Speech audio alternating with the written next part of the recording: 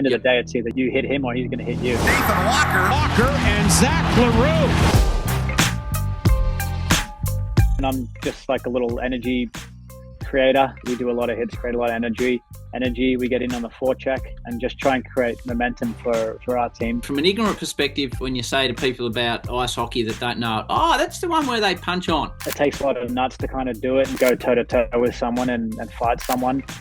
We needed a bit of a boost. The coaches respect that part of the game as well. I grew up in Cronulla. After school, you're getting your boogie board and you're heading down to the beach, going for a little surf, hanging out with your friends in the summertime and everything, and then you end up going to the middle of Europe where there's no beaches. It was definitely tough. The culture shock was massive. I didn't speak much English there. And I obviously know nothing about ice hockey in Czechoslovakia, but I would imagine it's a reasonably tough sport. It is, yeah. I mean, obviously you can see I'm missing a tooth right now. And tell me about a hat-trick.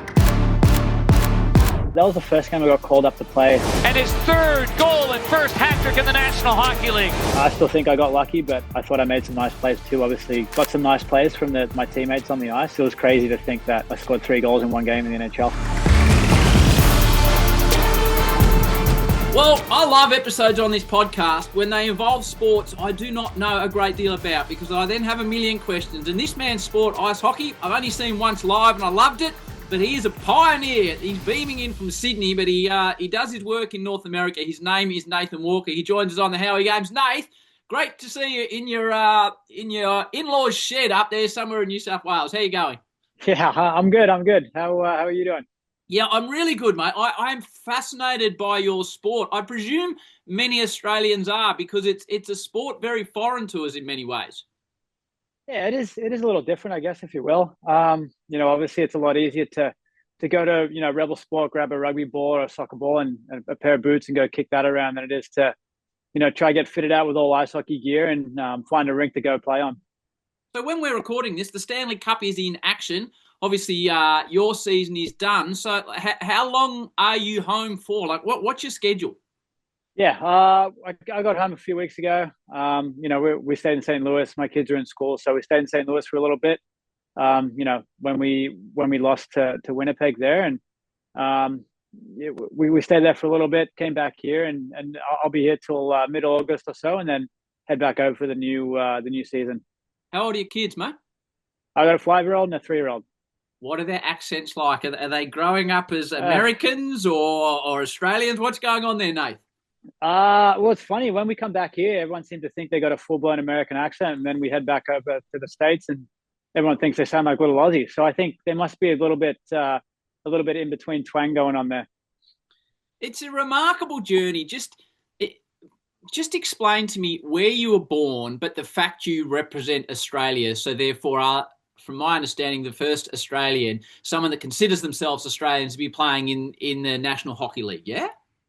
Yeah, I was born up in Wales. My mum and dad are from there. My brother's from there as well. And when I was 2, that we actually emigrated to Australia. So I've only really been back a handful of times to Wales, and I definitely call Australia home. Obviously, I grew up here, and my life's here. I met my wife and have my kids here as well. So Australia is definitely home. And I was just born up in Wales, and my parents are Welsh, and my brother as well. When you go back to Wales, do you go on podcasts and they say the pride of Wales playing in the NHL, Nathan Walker, or they don't try and play? I bet they do. There's definitely been a few things thrown out there. Whether I'm going to go play for Great Britain here and there, or the first Welshman and all that kind of stuff. So it's pretty funny to see the two countries go at it, in a sense like that. But I have represented Australia for ice hockey, and I'll continue to do that as well. Good man. Over the last 48 hours, Nath, I have immersed myself in your career and ice hockey, but I've got to say at the start, please forgive any ignorant questions, but often the ignorant questions are the ones we all want to know, because there's a lot of what you do that I've had to read about that I don't really understand. But the obvious first question to get things rolling, Nath, is how does a young bloke in Australia all of a sudden get invested in ice hockey? Because as you say, it's, rugby, cricket, footy, you just get a pair of boots or a bat and you're away, but not so much ice hockey. Yeah, I mean, that's the question that gets brought up a lot, especially when I do, podcasts or interviews like that. Everyone kind of wants to know, how do you get into it? And at the time, believe it or not, inline hockey was really big in Australia. So when I was growing up, that was one of the things that I got into was inline hockey. My brother and I. And as that kind of slowly started to die off, we wanted something else to kind of keep up with the hockey sort of theme of things. And we just went to an ice rink one day, and we both kind of fell in love with it, gave it a shot, and it just kind of took off from there. So the kids listening to this think, oh, that sounds pretty cool. They'll listen to your story and we'll get into it and what's involved in your training and playing all around the world. But there'll be kids listening to this. How do they get involved here in Australia? What's the process if a young fella or young girl says, right, I want to be like Nath? Honestly, just go to a rink and ask questions. There's always people around there that have knowledge and know what's going on. Whether you're a beginner or you know how to skate or you've played hockey before, they'll point you in the right direction and set you up where you need to go. And then obviously they'll put you in touch with leagues and everything. And it kind of just works like that. I mean, obviously if you need gear, there's hockey shops you got to go to and get fitted out, and then the ice time you got to find as well. Who did you first play ice hockey for as a little tacker? They were called the Blacktown Flyers. The Blacktown Flyers. So how old are you at this stage? I would have been maybe 5 or 6 years old, I think. Playing in the what? The under whats? There would have been the under 11s then. So it would have just been kind of everyone from 5, 6, 7, 8, 9, 10, all the way up to 11. But yeah, there was a wide range of kids playing hockey then.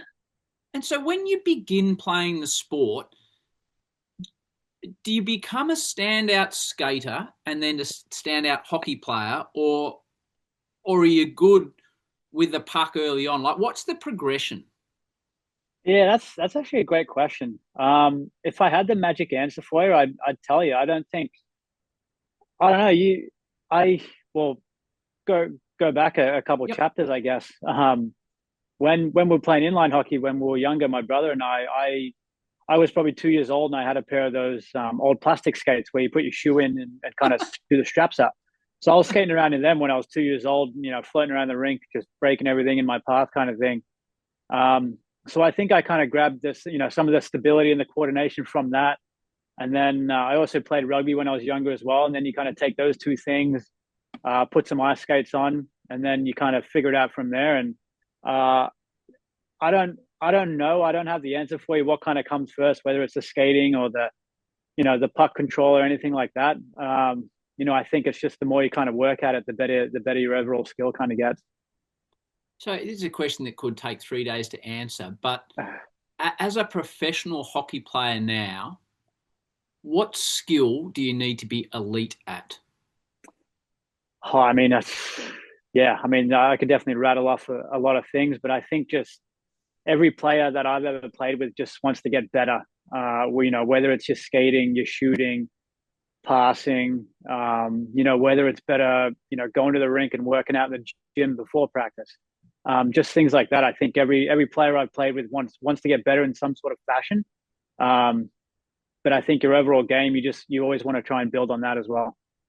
So at what age, all of a sudden, when you're playing the other teams there in Sydney, and it's not a time for modesty, obviously you're a professional athlete who's done extremely well, Nath. At what age are people around you and yourself starting to think, okay, I'm a bit better than this than most people my age? It's probably like when I was around 9 or 10. I think there was a couple of coaches that came up to me, and one of them was from Slovakia actually, and he asked me if I wanted to go overseas and kind of see what I could do against kids my own age over there at the time. And I think there was a little bit early at that time, 10 years old, to go overseas and kind of do that. So just kind of stayed in Australia, and I was playing at that time. I was playing under 11s, under 13s, under 15s. And then when I turned 12, I think I was playing 13s, 15s, 18s.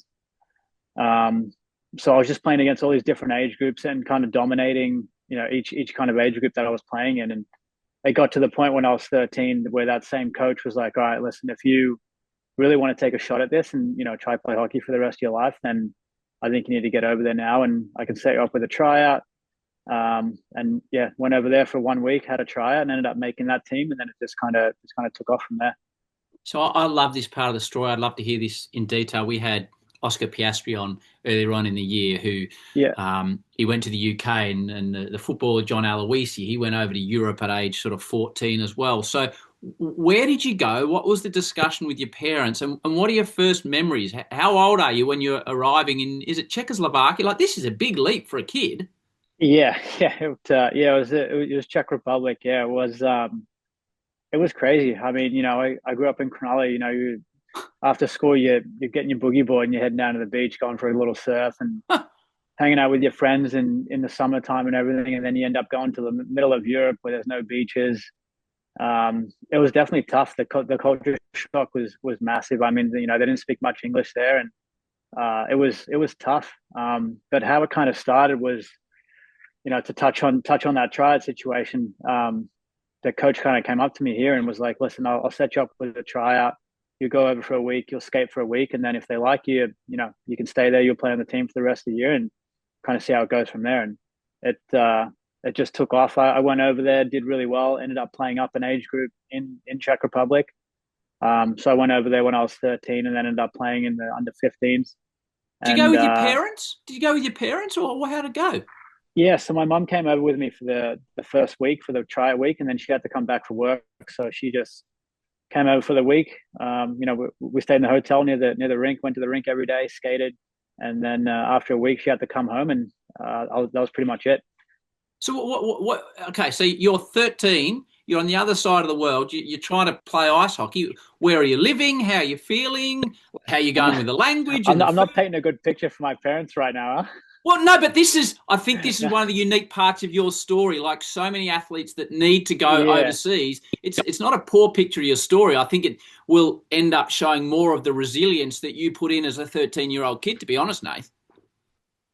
yeah. So the first year I was there, I stayed with a billet family who's one of the kid was playing in the same club, just in a different age group than me. But they didn't speak any English, and I didn't speak the Czech at the time. So they were kind of the only family that had enough room for me as well. So it was tough. I mean, I remember coming home from school and getting the phone out, trying to get on Google Translate. That's when Google Translate was just kind of a thing then too. So that wasn't really working too well, and it was just hand signals and pointing and going to the fridge, them kind of telling me what we're going to eat for dinner, and getting a clock out and showing me what time to be home for dinner and what time it would be and everything like that. Wow. And then we had one day where they would show me around, and they'd show me where I would have to walk to get the tram, go and get my tram ticket, get to the rink, get back on the tram to come back, and then walk through all the little city to get back to the house. It was crazy. I mean, for a 13-year-old, I mean, I got kids now, and to think of, to let my kids go at 13 is going to be pretty crazy. But I was begging my parents to go. I think I must have gotten on their nerves so much, just saying, "You have to let me go. You have to let me go. You have to let me go." It got to a point where they just were like, "You know what, kid? This is it. You go. Show them what you can do, and we're with you every step of the way." And that was kind of it. So your first day, are you going to a Czech school? Like you're in year 7 or 8. Like, what's your first day at school like? So I went to an international school there, which was downtown. So same thing. I'd get on a tram for 20 minutes, head all the way downtown, and I rock up at this school, and it's the schools for kids who don't speak English as their first language. So obviously, me coming from Australia, my English is a lot better than everyone else's. I can understand a lot more, and um, so I rock up at school. I'm a 13-year-old kid, and we're learning how to say cat and dog, and I'm just sitting there. I'm like, come on, this isn't real right now. Like I could be doing something else. So then I did that for a year, and when I came home in the winter time when the season was done, I came home and I spoke to my parents, and I was like, we got to do something else. Like that's a bit of a waste of time. I'm not kind of learning anything. Let's look at a different avenue. So then we tried online schooling, which was good for a little bit, and then it just got to a point where it was just not that it was too hard, but it just wasn't kind of flowing well with what I needed and how it needed to work in order for me to try and play hockey and do it. So we kind of gassed that after a year as well, and then since then, this would have been 14 or 15, and hopefully the kids don't pick up on this, but I didn't really do much schooling from the age of 15. Okay. When during the off season, I would come back home and I'd do my 10, 12 weeks of high school then, which was year 8, 9, and 10. And then after that, there was no more schooling. Obviously, as a young man, you were very committed to what you were doing, but was there a moment or an instant where you know, shit hit the fan or something went wrong or you're missing your parents and your mates at home where it was like, well, this is just all a little bit too much? Oh, that was probably twice a week, twice, Was three it? times a week. Yeah, it was tough. The first year I think was easier than the years to follow. I think just because I was so excited. I was a little younger probably and didn't quite grasp the fact of your family and your friends and what you're kind of missing out on. And then as you grow up and you're 14, 15, 16, and all your buddies are having their 16th birthday party and all that kind of stuff, you end up missing that. Um, you do miss everyone back in Australia, and it was tough. I mean, my wife now, who we were connected when we were younger, and we were together since we're pretty much high school sweethearts. So it's Hmm. um, obviously I had the support of her and my family as well, and I just remember everyone saying, don't come home because you're going to regret it if you Hmm. if you end up if you end up coming home. It's you're going to regret that. So just stick it out. And then next thing you know, I'd wake up in the morning and I'd be feeling good about myself and you're ready to go. But then on the flip side of things, 2 weeks later, I'd be calling saying the same thing. So it was good to have that support system back here and have help from everyone, mentally as well. Did you learn to speak Czech? Yeah, I speak it fluently now. Yeah. Okay, give me a little bit. Tell me your name, where you're from, and how old you are. Jmenuji se Nathan, bydlím v Sydney, jsem 31. So already, like you're an international man. Like, I've been lucky enough to take my kids overseas and show them various parts of the world. But you're learning a second language. You're learning to be self-reliant. You're learning resilience. You're learning to look after yourself. Like these are extraordinary life lessons that our kids here in Australia don't get at age 13 or 14, do they, Nath? Yeah, well, that's kind of the other thing. I mean, you can with the schooling side of things. Yeah, I might not be the best at putting some numbers together, but I learned to cook for myself when I was 13 and 14. I had to take care of myself, do the laundry. Mm. So I guess you could say I'm quite domesticated in that in that sense. But you have to grow up quick, and that's I remember we were practicing at nighttime, and I'd have to get the tram home and walk through dark streets and figure out what was right, what was wrong, and where to walk and how to navigate my way through a different country and ordering food and everything like that. And you were forced to grow up very quickly. I love it, Nate. I love the descriptions you're giving us. So, do you get your first professional hockey contract in Czechoslovakia? Yes, yeah, that would have been my first one would have been in Czech. Yeah. So, who'd you play for? And tell me about the moment someone told you for the first time you were going to get paid to play hockey. It was called HC Witkowice Steel. Right? It was a town in Ostrava, in kind of near the Polish border. I was there, would have been 3 years, I think. I was going back and forth. And then I came up to what was kind of going to happen next. And it was only a junior contract, which was the first one. So that was obviously exciting. You're 15, 16 years old and they say, hey, we'll give you some money to play hockey. And you think, oh, this is great. How much are they And giving you? then, Like, what do you get paid in your first contract as a junior? oh, it was maybe $1,000 every 2 weeks, probably. Okay. So Not, I mean, not obviously, bad when when you're you're a kid, 16. it's Yeah. good. Yeah, I mean, you can definitely pay for your food and everything like that. Which is great. And then ended up having a great season. I think the next 2 years, and then ended up playing in the men's team. And then I think the rules, you got to get off your junior contract and then onto a men's contract. So then that kind of bumped up the cash amount a little bit, and then from there, you kind of you're just thinking to yourself, you want more and more. So then you dig a little deeper and everything, and then ended up having a men's contract there for 2 years. And so you're still a young man. Again, this is where my ignorance comes in. I obviously know nothing about ice hockey in Czechoslovakia, but I would imagine it's a reasonably tough sport. It is, yeah. I mean, obviously you can see I'm missing a tooth right now, and Yeah, you are. I'm not sure if you can see the scars kind of on my face. I can. And I didn't my want to lips. say anything about the tooth, but yeah. Yeah, it is. I mean, you obviously get knocked around.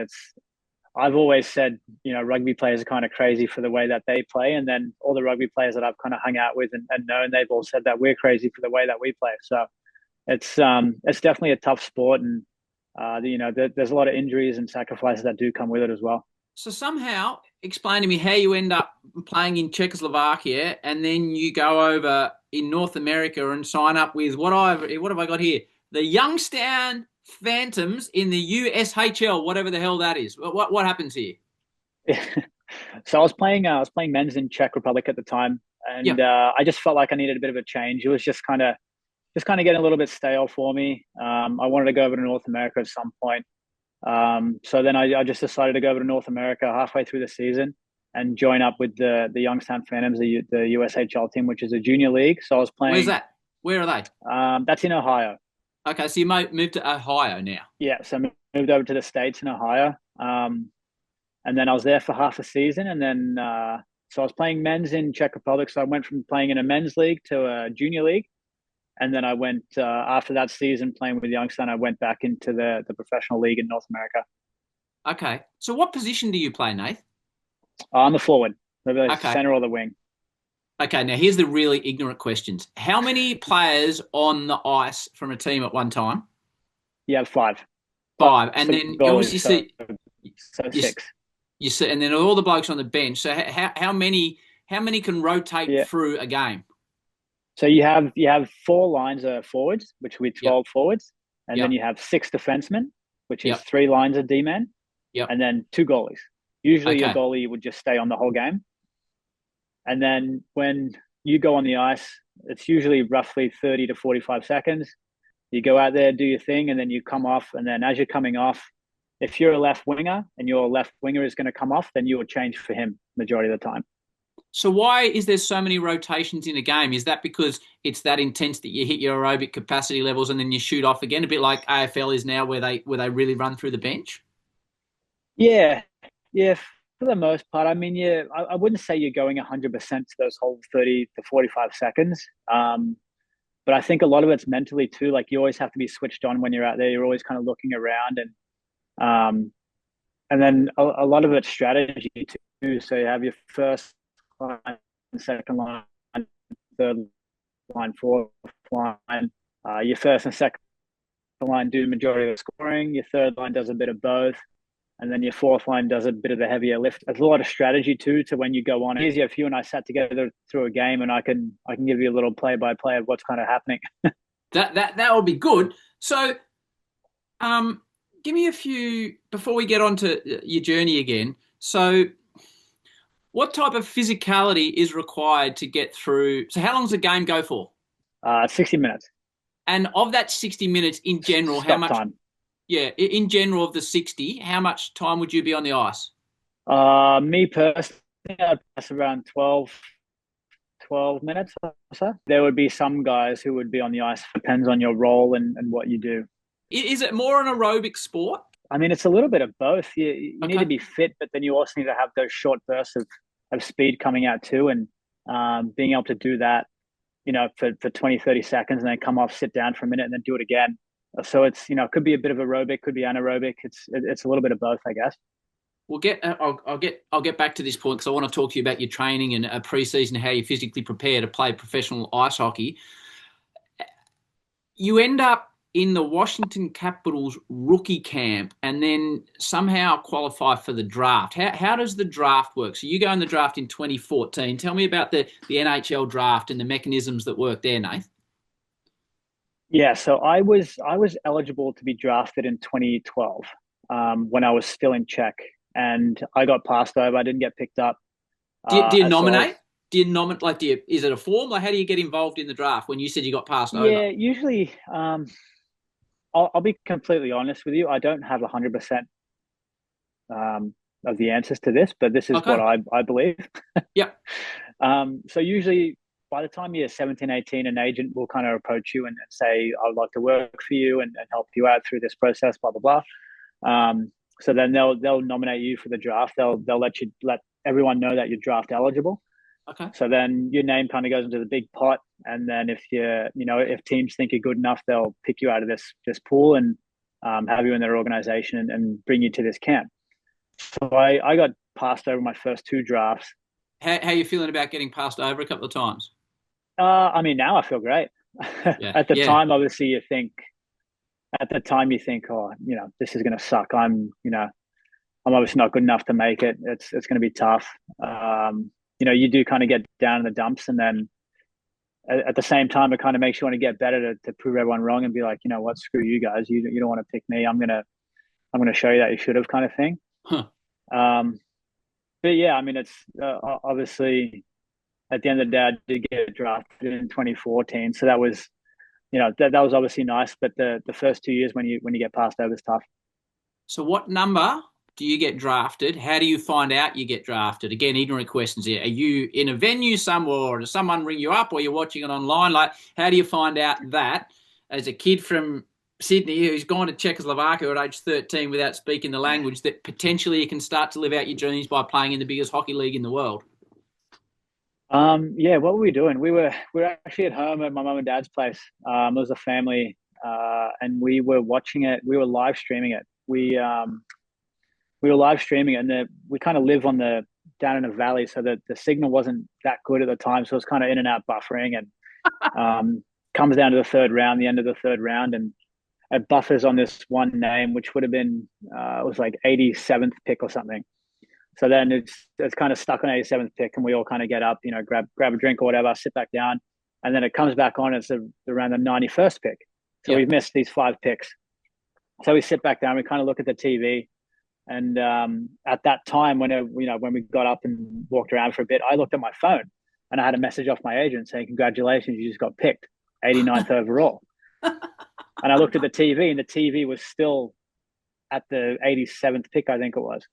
So then I kind of looked at my phone, put my phone down, and then I looked back at the TV, and it was back at 91.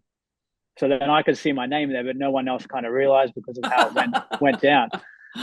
So then it took a couple of minutes, and then we all kind of figured it out, and then we were all kind of going nuts for a little bit. No, it was special. Obviously, like I said, I had my family, my mum, dad, brother, and my girlfriend at the time, my wife now. So it was special. It's a great story, Nate. Okay, so you get drafted to Washington, the Capitals. Yep. So what's the process now? Like, you get on a plane. Tell me about being inducted into an American professional sporting organization. I got a phone call, I think two days later, off the development coach, and he's like, "Listen, we're going to bring you out for development camp. Congratulations." I was off to development camp, I think a week or so after, and I was there for a week, and then that kind of kicked off the new chapter from being drafted to an NHL team. You step into an organization at the Capitals. How many are on a roster for how many blokes are you competing with for a spot in a team? I mean, they pretty much had their team. Washington, when I got drafted, they were such a dominant force in the league where they didn't really need anyone, but they were obviously still have draft picks, so they still do all the picks and everything. So I was in Hershey, their farm team, their feeder team, for the next 3 to 4 years, I think, and then what were they called? The Hershey Bears. The Hershey Bears, like as in the chocolate. The chocolate. That's where the chocolate was made. Yeah, they got the chocolate factory there and everything. So is this in Washington or is this somewhere else now?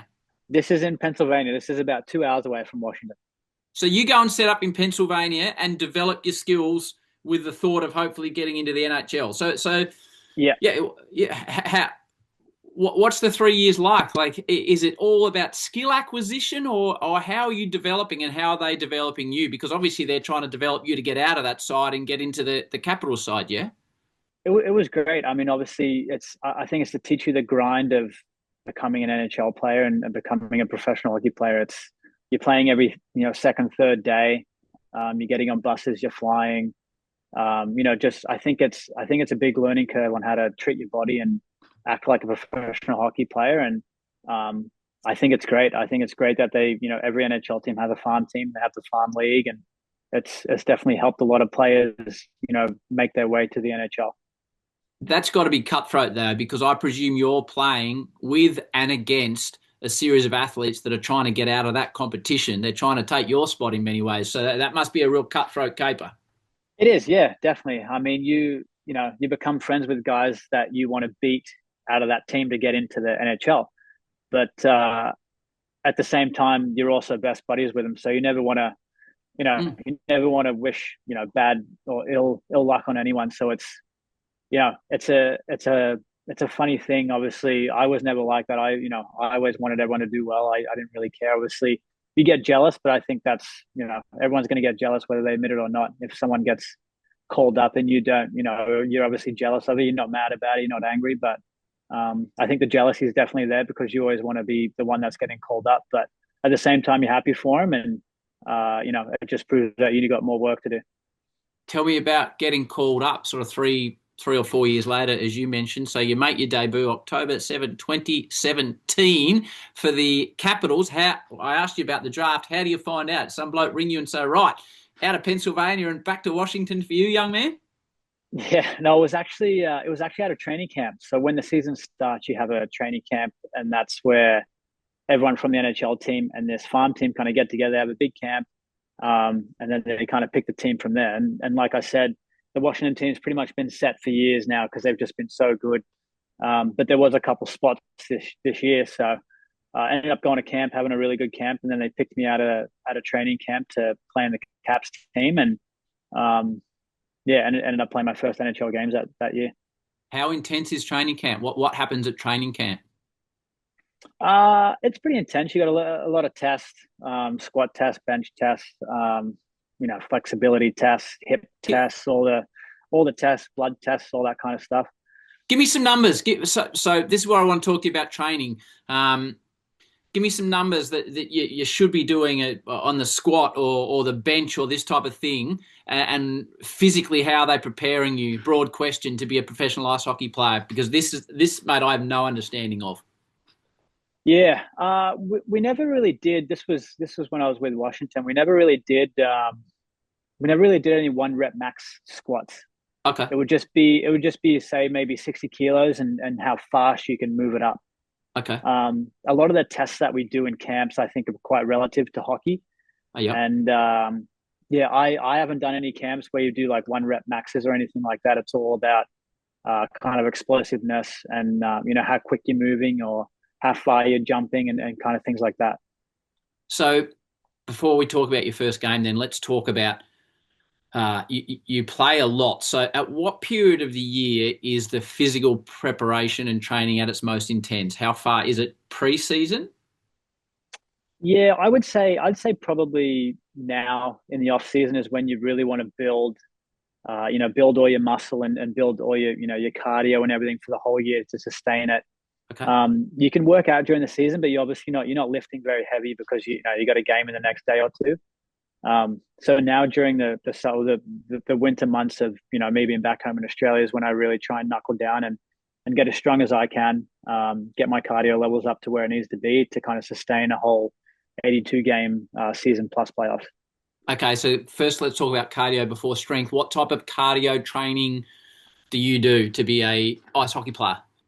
Honestly, it's nothing crazy. It's a little bit of running, a little bit of the assault bike kind of stuff, and different phases. Whether you want to do some jumping, mixing jumping in there, and some sprint work and everything. You just kind of want to, well, personally for me, anyways. Obviously, guys have different things that they do, but I like to attack different things. Like I said, I do a lot of running on the curved treadmill, and then a lot of assault bike stuff, and a lot of jumping, and then little short movements and quite a bit of agility as the summer kind of progresses for me. And are you doing more short burst running, or are you doing long, extensive, multi-kilometer operations? Oh, just short, very short. I'm talking maybe 10 to 15 meters at the most in a straight line, and then it's coming to a quick stop and shuffling a few meters, taking off again, backpedaling a couple, crossovering again. It's just kind of a little bit of everything like that. It's tough for me because I can't get ice time every day like people in the States. I try and mimic, if I can, some drills that I would do on the ice, running. Sounds a bit silly, but I found that's kind of worked for me over the years, and I've just kind of stuck with it. What kind of hasn't, what has been good for me, I kind of stick with. I don't need to change too much of it. And what about the strength component? Is it overall all body weights, or are you focused on more upper body or legs? How do you go about building strength, and how strong do you need to be? Yeah, it's a little bit of everything. There's some days where it's a lot of legs, some days it's straight upper body, some days where it's a full body thing. So it is a little bit of everything. Some different movements too to obviously put your muscles under some stress and then try and fire some muscles at the same time while you're doing that. Obviously, as you can see, playing hockey, you can kind of get your body can get bent and put in different spots. So I think to come out of those spots feeling good, you need to train a certain way, and that's kind of the way that I've been doing it. So your first game, what are your memories of your first game? Who were you playing against? I presume your parents were there. Yeah, my parents were there, my brother, my wife. It was my first game stepping out on the ice. I did the big intros and everything, so I got to experience all that. And then late in the second period, we had a face-off to the left of the goalie, and I was in the middle, and we won it back, and I kind of just went to the net, and the puck glanced right off my butt and straight into the net. So ended up my first goal was off my butt. Well, I watched it because they're like, oh, old mate scores, and then it takes them a while, and they look at that, and then they say, oh, it's the Australian Nathan Walker, and there's a cut to shot of you on the bench, and then you're smiling because you obviously realised it came off your ass. No, you definitely feel it too, and if you look back at a lot of guys' NHL's first goals, it's kind of funny how many guys have funny goals like that as their first goal. So it's obviously you'll take any goal you can in the National Hockey League, but to get one off your butt to be your first, I think, is pretty good as well. So what type of crowds do you play in front of on a typical night? What's your stadium called in Washington? The rink at that time, I think, was called the Verizon Center. Okay. So how many people come and watch you play? Oh, that'd be 18 to 20,000, I'd say. Okay. And do you have any idea of, obviously one of the big four sports, they call it in North America, like, do you have any idea of what viewing figures are like when to watch games of ice hockey? Yeah, I always knew that the rinks kind of got sold out and that they would fill up. What about the TV? What about the TV audience? I didn't really know much about that at the time. That's not really something I kind of paid attention to be honest. Yeah. Okay. Now this is where it got a bit tricky for me, Nath. When the term waiver came into play, and this is when I began to. We've had various people from Australia and around the world that play in American sports, and the brutality of the fact that one day you're in a locker room next to your mate, and the next day you turn up and he's not there. So a waiver. In the NHL, when a player is placed on waivers, it means their team wants to send them to the AHL, the minor league, but any other NHL team can claim that player within a 24-hour window.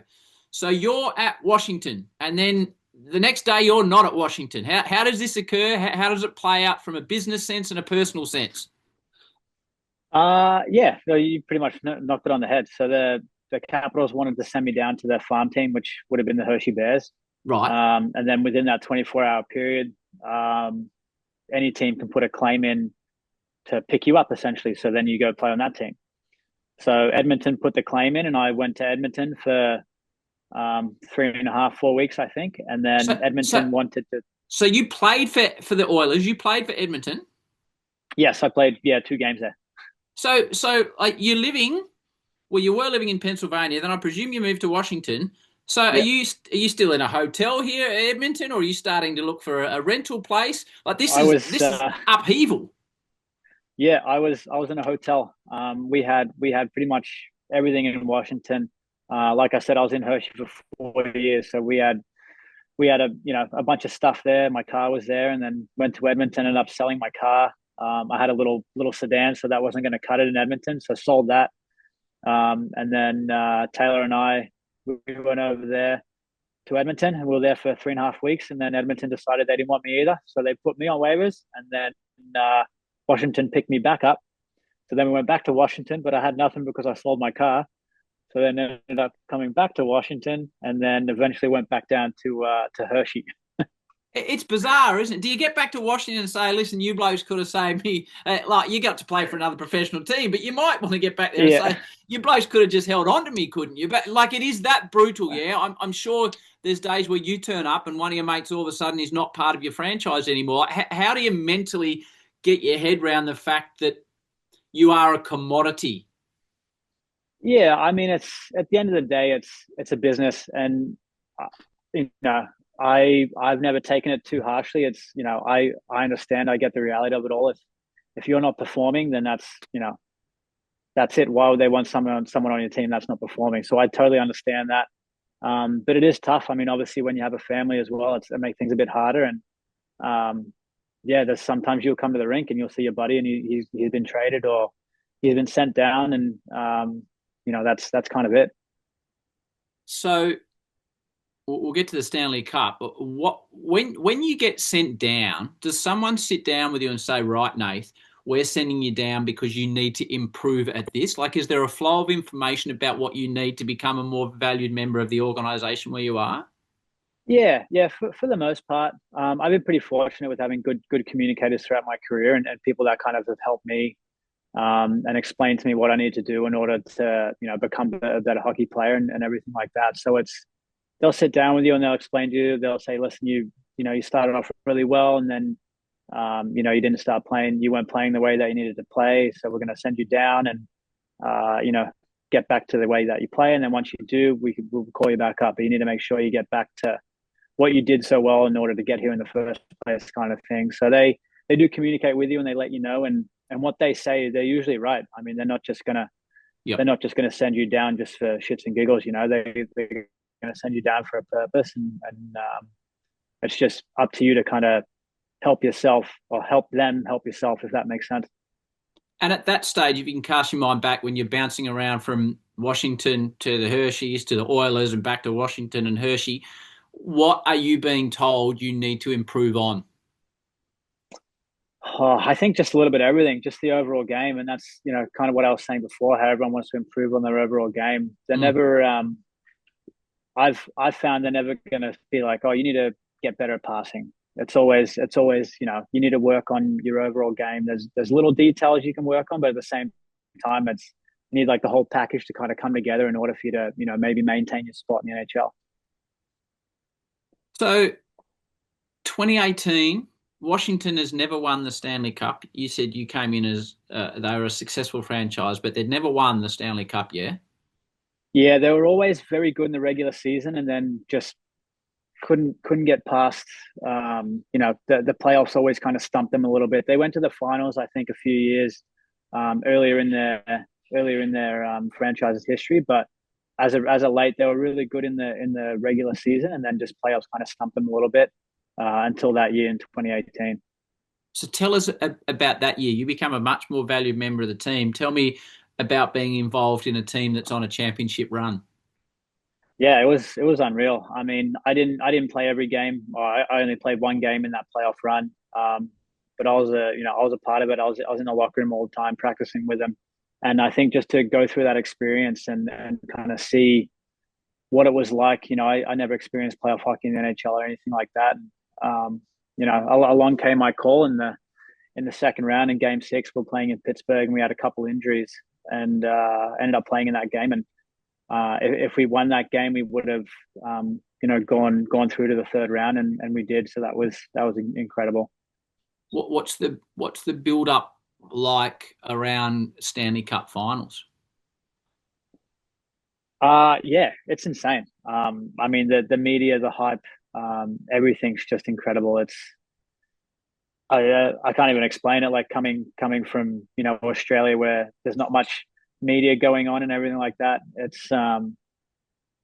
It was insane. It was nuts. Give me an example of the hype or the excitement or crowds outside a hotel, or give me an example of what you're trying to talk about. I think just, anything from getting outside the hotel to getting on the bus. There's people lined up who, grab your autographs and just chanting as you're getting on the bus. It's crazy. You got security guards keeping people away. It was insane. It was just nuts. It was something you kind of see out of a movie when you're like that, when you're younger. Sorry, but then to go through an experience like that was special.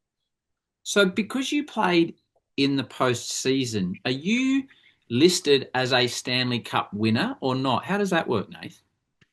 Yes, I am listed as Stanley Cup winner. I got a ring. Oh, did you? I just didn't get my name on the ring. Yeah, no, I do have a ring. Yeah. Is it like one of those big fancy diamond encrusted type operations? Yeah, it's one of those massive ones that's you Is stick on it? your finger. It's very obnoxious. Yeah. Do you ever pull it out and whack it on and just sort of cruise down to Coles, or when do you put it Uh, on? I actually never have. I might do that one day though. I feel like that'd be pretty funny. I have it it's in the safe at my house, so it's yeah, no one's getting to it. It's pretty well hidden, and yeah, no, there's definitely something I'm going to be keeping for the rest of my life. So your career now, you're at St. Louis, yeah? Yeah. Okay, so how do you end up going from Washington to St. Louis? I was a free agent in the summer of 2019 maybe, I think, or 2020. What does that And mean, a free agent? What does that mean in ice hockey? so my contract was all finished up, and I needed to sign a new deal. And St. Louis offered a deal, and I thought it was a good fit. They had a couple spots open. They just won the cup themselves, so they played a long. That they obviously had a. Sorry, sorry. Is that your dad or your father-in-law? Who was the No, big it's my fella? father-in-law. Yeah, Right, what's his name? he just walked through. I was Graham, Big G man. Big G man. That's it. We actually call him Big G. He's an imposing looking customer. Oh yeah, he's a unit. That's for sure. He looks like a unit. Don't say I said that. Um, so He's a teddy bear. You won't know how to fly.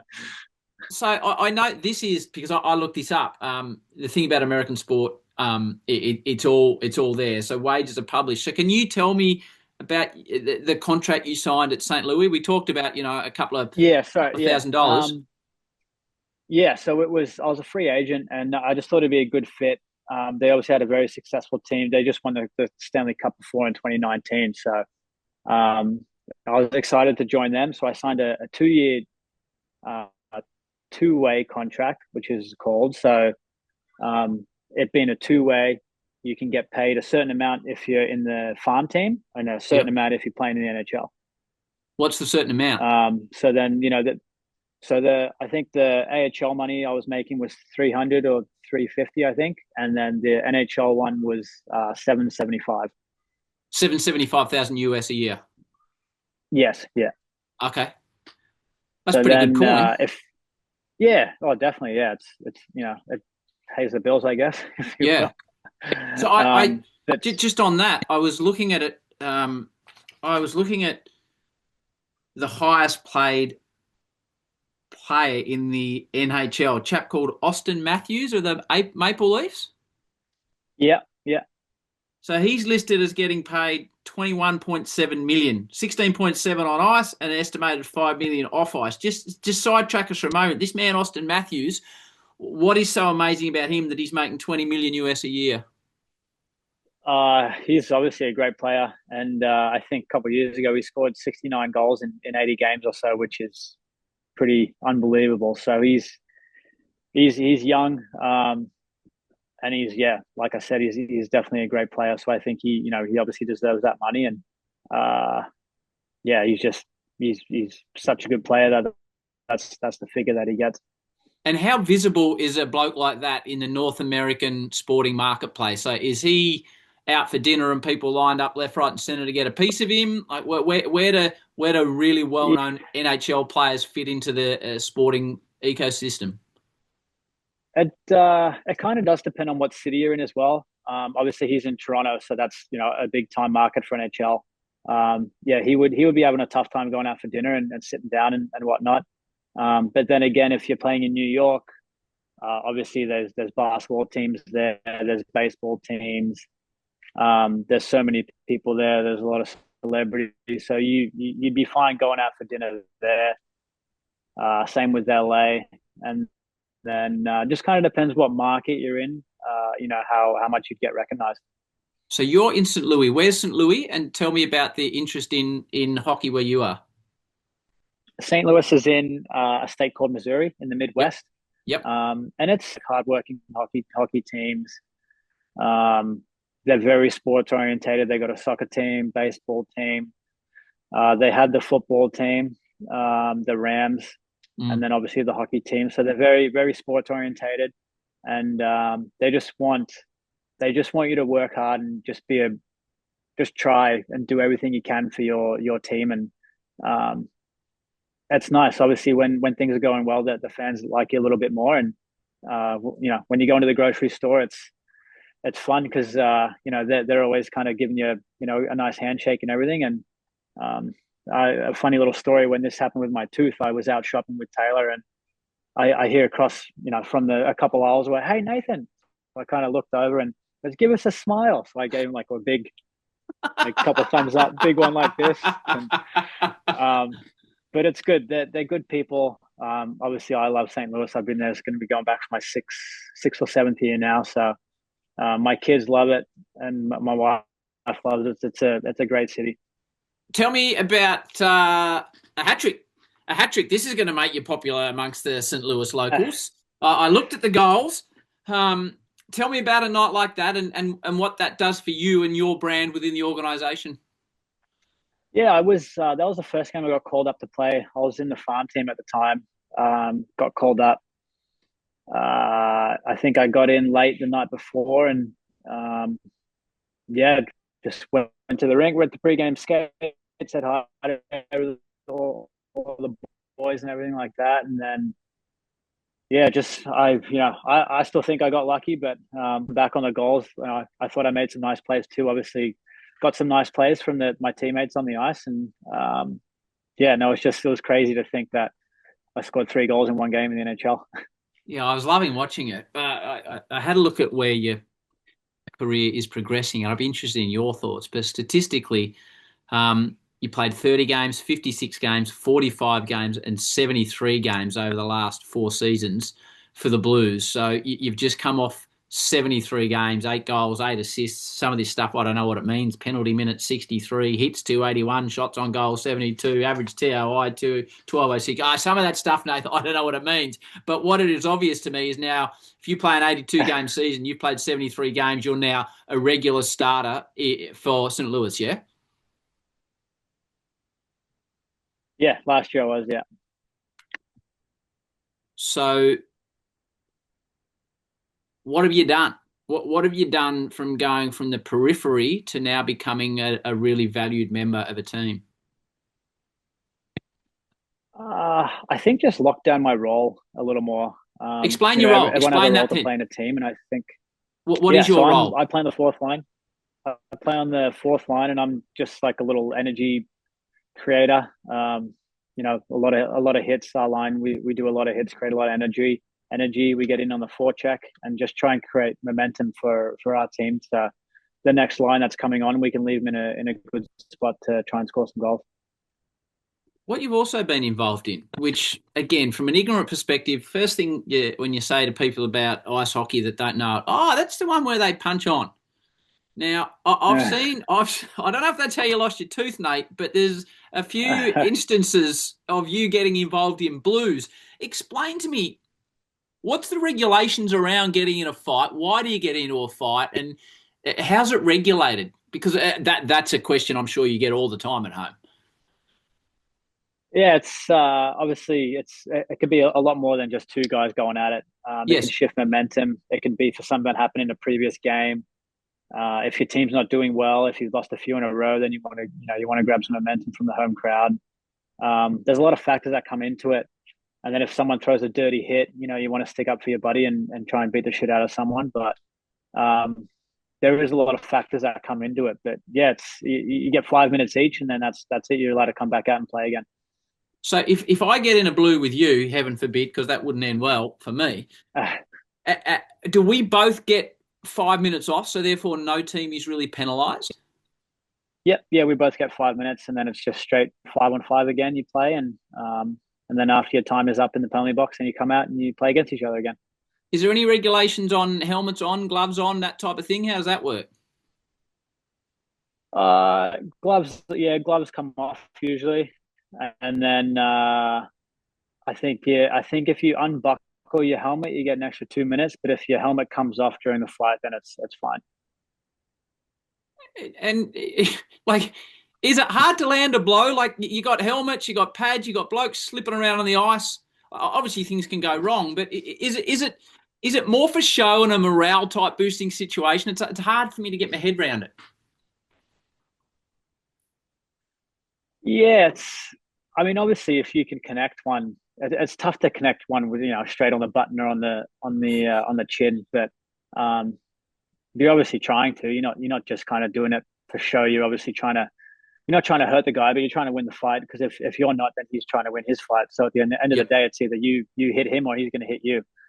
got it. Um, so it's obviously a morale boosting thing, but at the same time, you want to protect yourself and make sure that you're trying to win that fight. Otherwise, if you're not winning it, you're losing it. So at the end of the game, when you're in the locker room, the coach is not saying, "Hey, Nath, what the hell are you doing? Get in the blue." No, no, they love it because obviously you're doing it for a reason, and it takes a lot of nuts to kind of do it and go toe to toe with someone and fight someone. We needed a bit of a boost. The coaches respect that part of the game as well. Interesting concept. So 82 regular season games a year. So how many games a week are you typically playing? It could honestly be anywhere from 4 to 5 games a week, and then sometimes you can have some slow weeks where it's just two. Just kind of depends on how the week's kind of set up and travel and everything like that.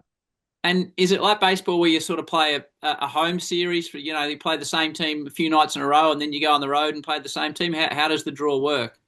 You go there and stay, 3 or 4 nights. We kind of fly into a city. So say if we played on a Saturday, we'd fly in on a Friday night, play them on a Saturday, and then we fly off to the next city, usually after the game. And are you flying private? Like, how does all that work? Yeah, it's all private. You have your own plane. You got meals on there, drinks. You get taken You get taken care of pretty well. Yeah. So talk to me about the grind and a typical week when you're playing 3-4 games of ice hockey. How do you manage your body, recovery, travel? It's obviously pretty intensive.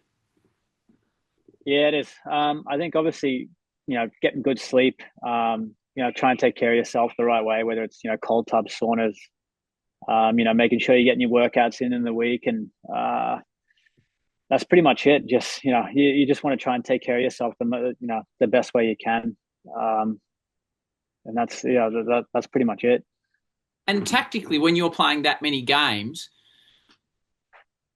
how much opposition analysis goes on, like team meetings, what's being discussed? Give me a little bit of detail around preparing to play a certain opponent, because there's so many games. I guess it can't be too full on.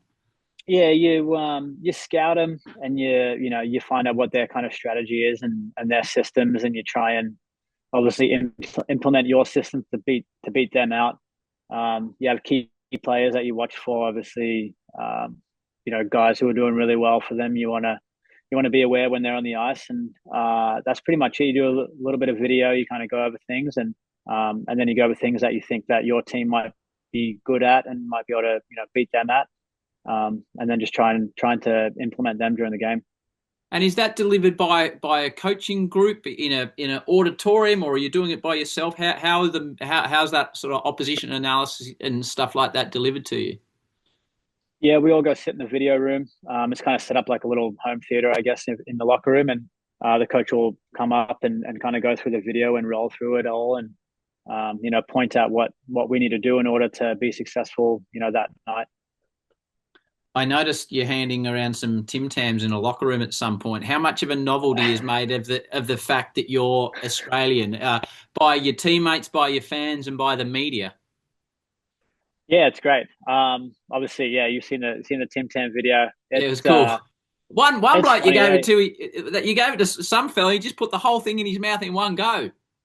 Oh yeah, that's my Russian friend. Torpo, right. His name was. Right. He's great. He's hilarious. But yeah, he's something else. But they're all a great bunch of guys, and they do like the fact that I'm Aussie. I think it's something different. They've obviously never played with an Australian before, and I'm still waiting for one of them to come down here and experience what Australia is like. They all say they want to come, but I think the flight and all the animals kind of scare them off a bit. So, mate, how long have you got left on your current contract, Nate? I got one more year left. I can sign after this year. Okay, and then do you become back on the open market again? Could you end up at another franchise? I could, yeah. So I become a free agent again after this season.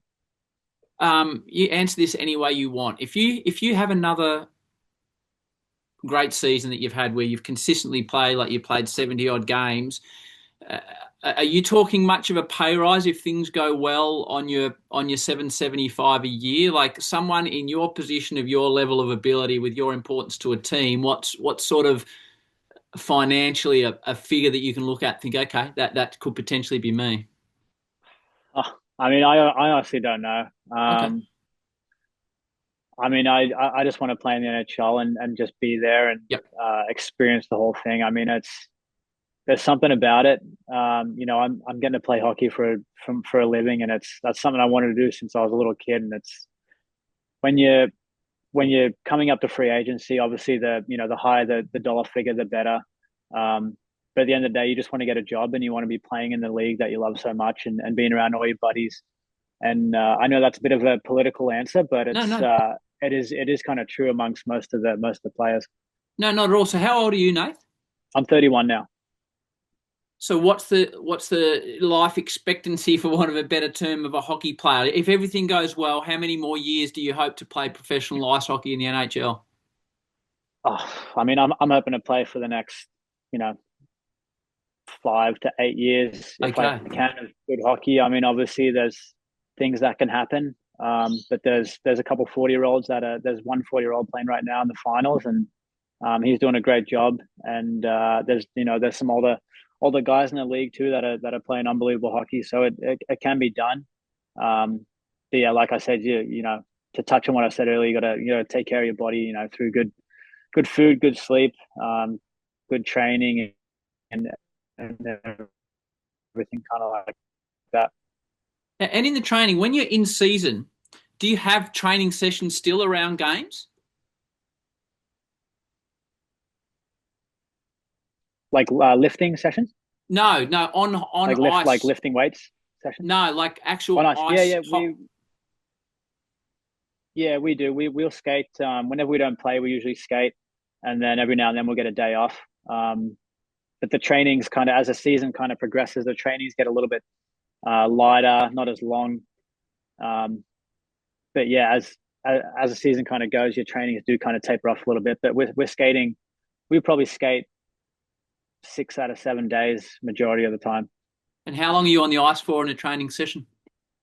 It kind of depends on the strength of the schedule. If we got a tough week where we play four games in the 7 days, and we might only be out there for 20 25 minutes.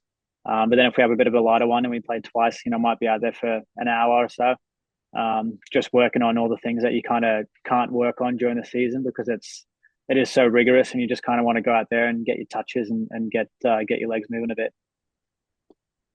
Do you ever sit there, Nath, when you're on a plane or on a bus or in a hotel and pinch yourself and think, I left Australia as a kid and now I'm a pioneer? I'm sure there's a lot of Australian kids look up to you, but do you ever sit back there and think, I've done pretty well here?